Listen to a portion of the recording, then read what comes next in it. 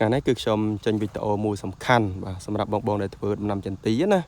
បាទជាពិសេសគឺចន្ទីចន្លោះពី4ឆ្នាំបាទ5ឆ្នាំ6ឆ្នាំបាទខ្ទង់ប៉ុណ្ណឹងណាបាទគឺងាយបាទនឹងចេញត្រួយលឿនបាទនេះគេហៅថាបែកមាត់ចាប់ណាបាទនេះគេចេញមកអញ្ចឹងនេះបាទចេញមកហើយបាទចេញមកសឹងតែគ្រប់មេឃអញ្ចឹងណានេះឃើញបាទគឺចេញមកល្អមែនតើកន្លែងខ្លះក៏ទើបនឹងប្រឡូកអីចឹងទៅបាទអញ្ចឹងណានេះគឺចេញមកហើយចឹងអ្វីដែលបងគូធ្វើខ្ញុំបញ្ជាក់បាទទី1គឺយើងត្រូវតែបាទបាញ់ថ្នាំការពារសត្វល្អិតបាទកុំឲ្យវាមានបញ្ហាតិចត្រួយដូចជាពពួកមូតែកចាយខ្ញងបាទព្រោះហ្នឹងវាអាចតិចត្រួយទៅធ្វើឲ្យខូចអញ្ចឹងណាបាទប៉ះពាល់ទៅដល់បាទប្រឡូកត្រួយថ្មីរបស់យើងនេះហើយមួយទីនោះគឺបាញ់ថ្នាំជំរុញបំពន់បន្ថែមខ្ញុំបញ្ជាក់ណាបាទ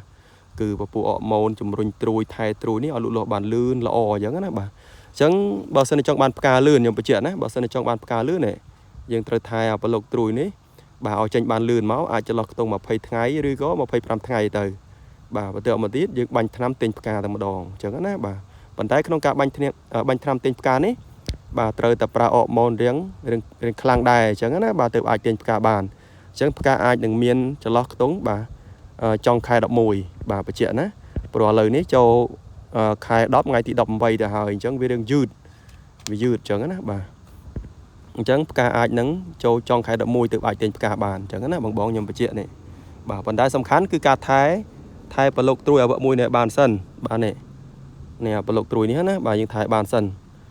បាទថែបានគេយើងអាចទិញផ្កាបានហើយបាទអញ្ចឹងណាអាចຕົក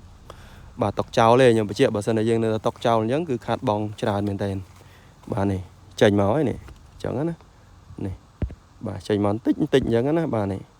អានេះគ្រាន់តែការចាប់ផ្ដើមទេបើសិនតែយើងថែត្រូវបាទវានឹងលោតមកលឿនទេអញ្ចឹងណាបាទអញ្ចឹងសម្រាប់បងដែលមានចន្ទីខ្ទង់វ័យបាទ4ឆ្នាំ5ឆ្នាំ6ឆ្នាំនេះបាទគួរតែថែទៅនេះឃើញនេះវាចេញមកតាមបាទកែមស្លឹកនេះអញ្ចឹងណានេះតាមមេឃនេះបាទចេញមកហើយនេះឃើញទេបាទ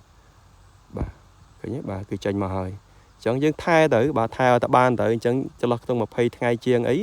បាទស្លឹករៀងច្រើនហើយយើងអាចបាញ់ថ្នាំទិញផ្កាមកតែម្ដងអញ្ចឹងណាបាទអញ្ចឹងអាចចង់ខែ11នេះគឺមានផ្កាអញ្ចឹងណាបាទ